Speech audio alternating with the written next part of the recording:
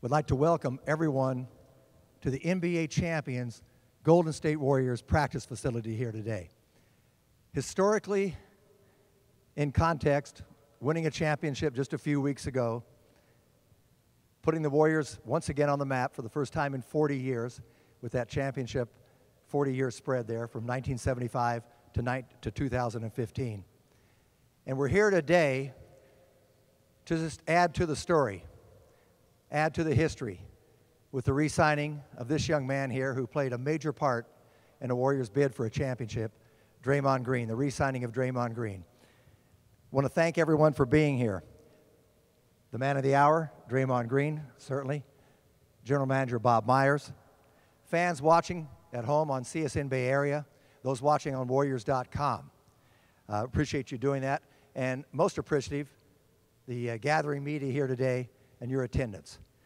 There are a few special people that we want to introduce that Draymond wanted to make sure got recognized. First of all, tremendous lady, your mother, Mary Babers Green. Your girlfriend, Jaleesa Hardy. Your friend, Jaqual Jaycox. And an agent who used to play for the Warriors, B.J. Armstrong, is here today. Nice to see you, B.J. 11 years in the NBA, 3 NBA championships with the Chicago Bulls, 3 years as a Golden State Warrior. Terrific. Nice to see you again. And a special welcome to these youngsters over here, 150 camp kids from the Warriors basketball camp that's being held this week. You know, the Warriors have over 20 youth basketball camps throughout the Bay Area each summer. They're led by Jeff Adiego, does a terrific job. I was last week or 2 weeks ago down at Carmel area, and Stephen Curry had his overnight camp. That was really fun. But these camps all sell out. We even had one camper play in the NBA last year who was a camper, I don't know, maybe 10, 12 years ago. But he made it to the NBA, and it's always fun to see that. I want to encourage all the fans. We're going to do a little question and answer session here. I want to encourage all the fans. You can tweet questions to @Warriors, #AskDraymond. @Warriors, #AskDraymond. We'll pick a few questions for you. Bob will answer some. Draymond also. And Mary, you're free to tweet also. With that, I think I'll just start with Bob. This, to me, was your biggest off-season objective, to re-sign this young man. Oh yeah, that was clear. You know, I was thinking about what to say about Draymond, because there's quite a bit you could say, Jim. But what keeps coming to my mind, and what is always in my mind when I think about you, is winning. And I think that's why we do what we do, to win. That's why everyone in our organization comes to work every day and does their best, is to win a championship. And Draymond, through his entire life, whatever it has taken in whatever situation he's been confronted by, has won. And it doesn't matter where he was, what position he played, his team's won. And that's not a coincidence. So we want to have as many of those guys as we can, but I would say he separates himself as an elite winner. And if we can find those guys and keep them with our organization and make sure that we put him in an environment to succeed, then we're going to be fine. And so I was thrilled to have him, and we love paying guys like that that win. Well, Coach Kerr calls Draymond Green the heartbeat of the team. Obviously, he's come a long way in the 3 years. The 35th pick overall. I'm asking you, Bob, here's a young man that started every game, averaged a double-double in the playoffs, had a triple-double in Game 6, the final game against Cleveland. A lot of people would say, well, it's an automatic. He's not going anywhere, but it's not that way in the business of basketball, as we've seen in recent free agents signings and people backing out of contract possibly. So you had to do your work with this young man. Yeah, well, you know what? it was work. It was well spent time, I would say, and we knew we were going to bring him back, and he's got to do what's best for him, and we do our best to protect ourselves. But you find a common ground, and that's what we were able to do. And I think I watched him sign his contract 10 minutes ago. He's a pretty happy guy. I looked at the numbers, and they're big numbers. But he earned them. He deserved them. One of my favorite stories was last year he hurt his hand early in the season. I remember he was getting x-rays. And I walked back there with the players when they get hurt, and he was getting x-rays. And I said, well, hopefully he had gotten the x-ray, and we were waiting for the results. And I said, well, hopefully everything's okay. And he looks at me and says, well, I'm playing no matter what. I'm not coming out of the game. And I said, what if your hand's broken? And he said, doesn't matter. I'm going back in the game. So small thing, but huge thing, right? Yeah. That's why you pay guys. That's the type of guys that the money is like I said, it's important, and he earned it, and I'm happy we're able to sign him. But it's that mentality that that makes you want to have guys like this and want to pay them. Draymond, did he stalk you for the last week or 10 days and didn't let you go anywhere? I'm only kidding. Nah. Speaking of him being an Iron Man, he's only missed 6 games in the first 3 years. Draymond, just a simple question. This has all come to fruition now, a big, big day. Winning the championship is great, but now you've got security. Do you feel validated? You were a second-round pick. People doubted you. You're always talking about that. Do you feel validated now that here's where you should be? First off, I want to thank God for this opportunity. I want to thank Bob, for putting me in a position to be successful. I think I'm a pretty good player, but none of that matters if you're not in the right organization, if you're not in the right, or with the right group of guys, with the right coaching staff. I want to thank Rick Welch, our president, Joe Laker, Peter Guber, for the sacrifices, for the things that they do for this organization. They put us in the best possible position to be successful. First class, everything. Travel, food, hotels, everything that they do to put us in the position to be successful never goes unnoticed. So I want to thank them for that. Raymond Ritter, Dan Martinez, our PR group. As you can see, if they give me a platform to just go, it looked like the parade. But when they take care of me, I can look pretty good. So I want to thank those guys for everything that they do. Our community relations group with Tiffany and the Bushery, the things that they do to make us look good. None of those things go unnoticed. Everybody upstairs who you never see. You'll never see them, but they're all a part of us being a part of a first-class organization. So I thank them for that. Back to your question. I don't necessarily feel that this deal validates me because I don't play basketball for money. I play basketball because I love the game of basketball. It's what I've loved since I was 2 years old. No money is going to make me feel validated or like, I belong because I signed a contract. I was telling Jaquel a couple of days ago, I said, man, hearing about that contract, when I got off the phone with Bob and I ran through the hotel room back and forth and he sat there and laughed at me, and it was a great feeling.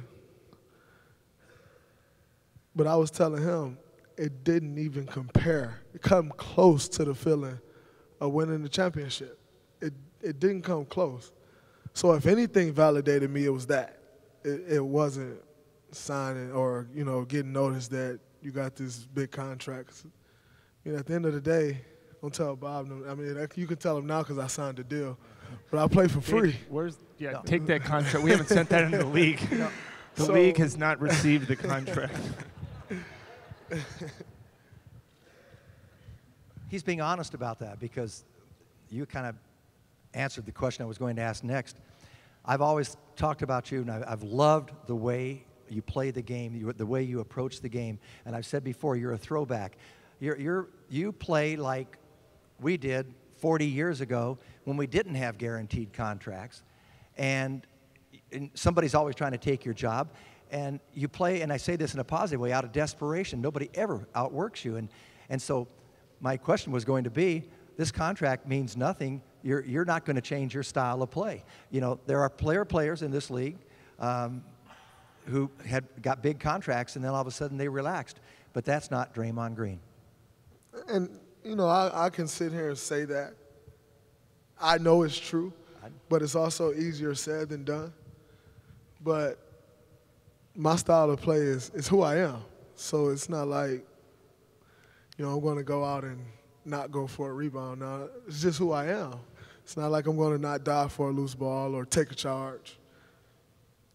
That's never been me, you know, so I'm going to continue to give it my all because we won one championship, but that's not enough for me. And that's my goal. That's what drives me, and it's going to continue to drive me. A contract doesn't stop that. We are going to invite members of the media here today. If you want to ask a question, raise your hand. We'll get a microphone to you. Would you state your name and your affiliation? We appreciate that.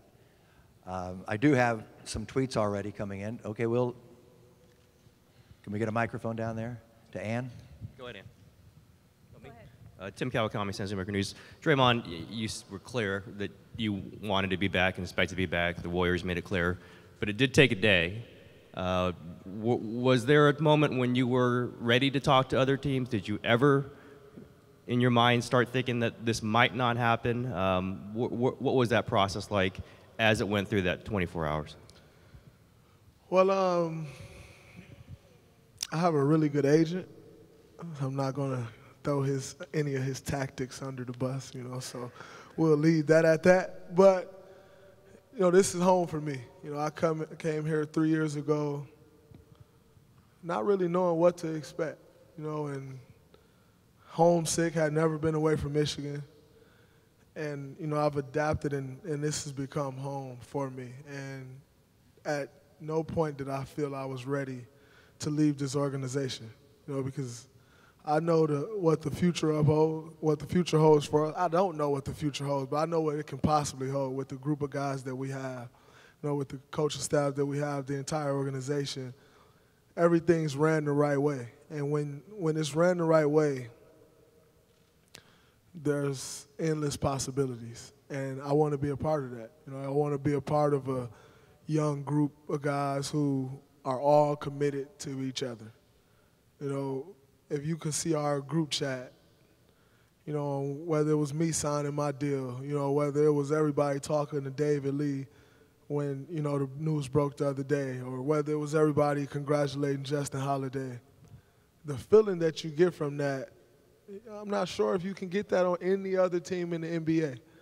And so that's something that I want to continue to be a part of. I want to, you know, I have some things that I want to accomplish out here in the Bay Area, and there was no point where I felt like I wanted to leave here.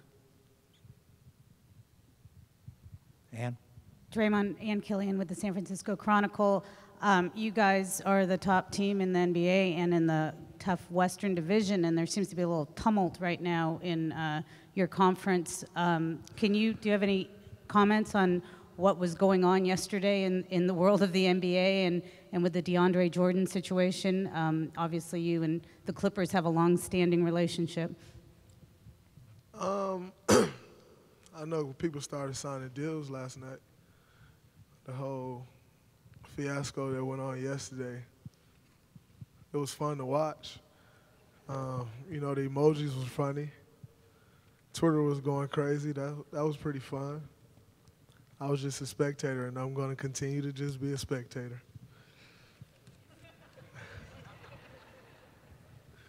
Monty? Monty Poole, Comcast Sportsnet, Bay Area. Draymond, you become a fan favorite pretty quickly here in 3 years. We noticed that during games, but during the parade, it was especially apparent that you're not just a fan favorite, but that you really enjoy being here, and you seem to have created a bond with this area. Just talk a little bit about how it's happened over the past 3 years, from your getting here and really not knowing what to expect to where you are now and your I guess, affinity for the Bay Area. I mean, one thing that they've always appreciated was just how hard I played. so that kind of just get a sense that, that they were falling in love with that. I also heard the gas when I was shooting my rookie year, and how I sucked the entire life out of the building when I shot the ball too. But, it was just continuing to play hard, giving everything that you got each and every night. They appreciate that, and when the unique thing about this team is, they always say it's the Bay Area's team. So it's, where you may go to a Cleveland and it's Cleveland's team, or you may go to a Detroit and it's Detroit's team. It's the Bay Area's team. So you're playing for a bunch of areas around. With us being right here in Oakland, it reminds me so much of Saginaw. And, the mentality of the people of Oakland, I just feel right at home, and so they appreciate what I bring, and I appreciate what they bring for us each and every night. And, like the parade, I said I was going to have fun. Whether it was getting off the bus, running around through the crowd, I said I was going to have fun, and they deserve that.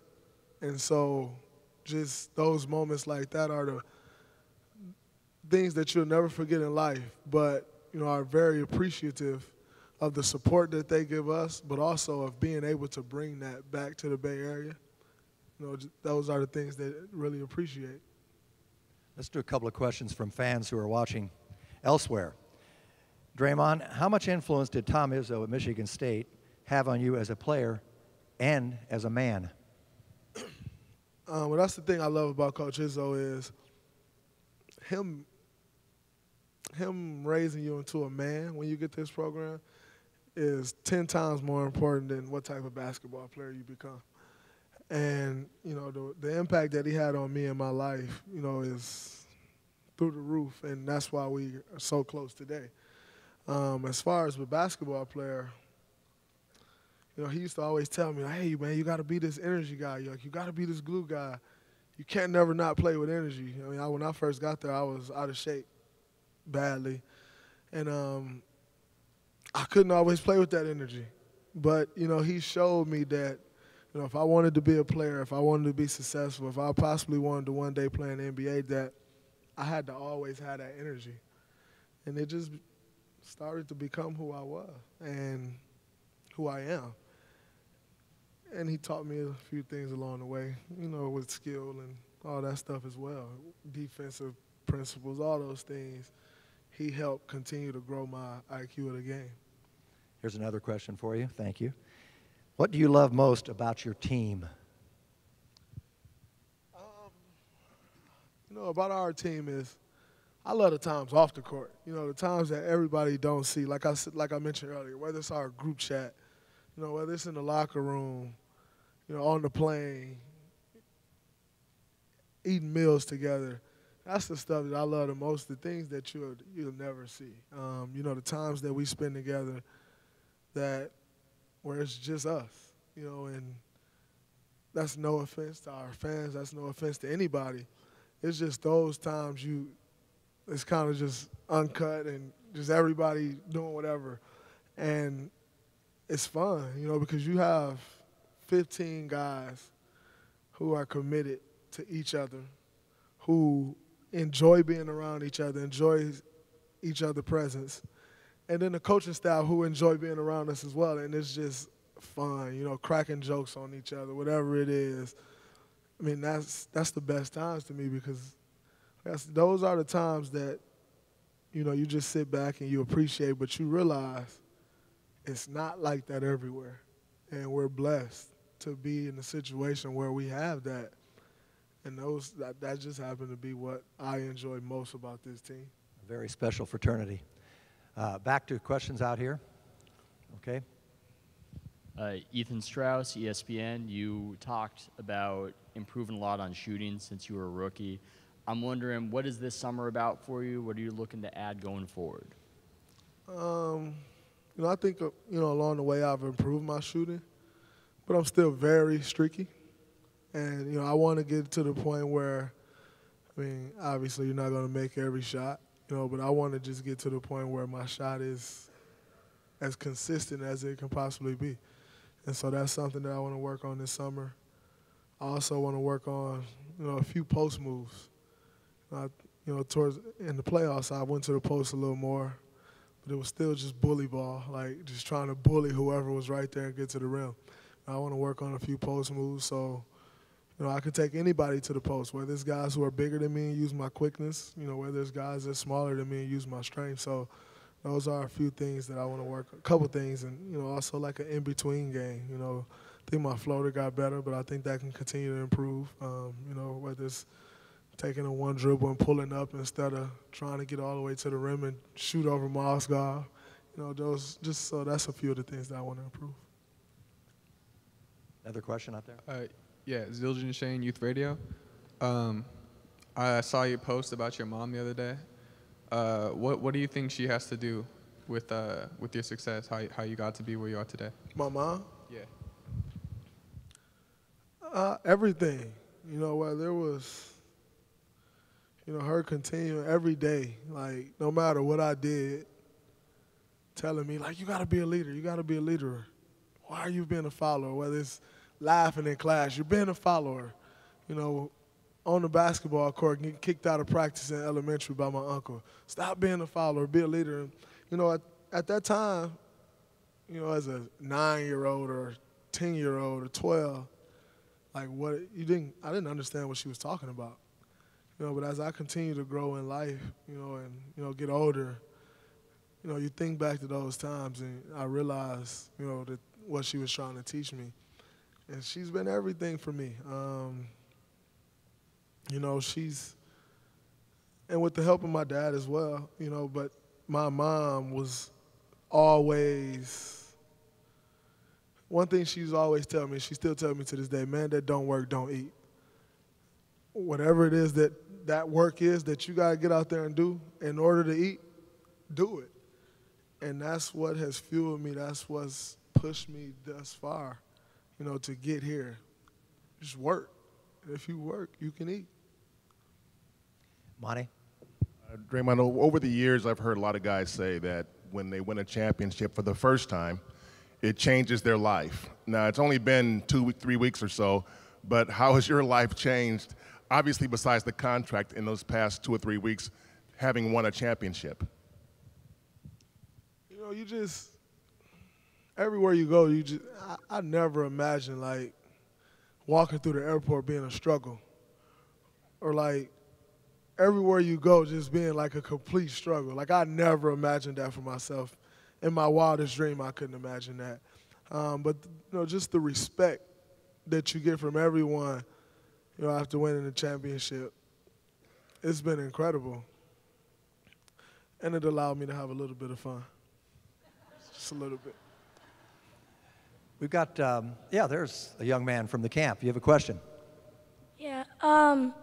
What do you do to prepare against, like, guys that are bigger than you in the NBA? Well, usually going into a game, just about everyone I have to match up against is bigger than me. And, one thing I always say, as Jim stated earlier, one thing I go by is, you may be bigger than me, you may be stronger, maybe even faster. Probably jump a little bit higher, but you're not going to outwork me. And that's the mindset that I go with into every game.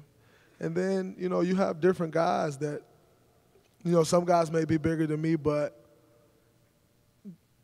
they're also stronger. So I know, going into that game, or they want to use just their strength. So I know going into that game, I really got to be ready to battle. I really got to be ready to bang with them. And then you got some guys who's way taller than me that wants to use their finesse. So those guys I'm going to press all the way up into and make them try to get physical with me. But, it depends on who the guy is, because everybody I face is going to be bigger, usually. It's just a matter of what they like to do. And whatever it is that they like to do, I'm going to try to take that away and force them to do whatever it is that they hate doing. Another question. Go ahead, young man. So, when you first were told that you were going to be starting on the Golden State Warriors, what was going through your head? And did you ever think that you would be such a big part of this team and organization to lead them to a championship? Well, when Coach Kurt first told me I was starting, I was pretty nervous, really nervous. And, you know, but after I got out there, you know, settled into the game a little bit, it was fine. And then, you know, once I found out that I would be the permanent starter, it was kind of a whole different feeling. But I didn't, you know, I knew I would play a role, you know, in this team being successful. I didn't expect to play the role that I did, you know, as large as the role ended up being. I didn't expect that. But I was prepared for that because regardless of whether I was going to come off the bench, whether I was going to play 10 minutes, 15 minutes, or start and play 35 minutes, I prepare for anything. You know, when working out in the summer, I work out the same way regardless. I'm going to be in shape to play 40 minutes a game. That's how you got to work because you never know what's going to happen. You know, you never know if a David Lee is going to get injured and you're all of a sudden thrown in the fire. So I can't prepare to play 10 or 15 minutes a game. I had to prepare like I was preparing to play 40 minutes. And then you realize that all the work that you put in, it eventually pays off. And so just prepare for whatever. And if I prepare for more and I don't end up getting more, well, then the less or the little bit that I do get, it will be easy if I've already prepared for more anyway. I believe we're now ready for a photo opportunity to shake hands with the general manager who just signed that contract along with you. Executive of the Year. It's $1 million photo right here.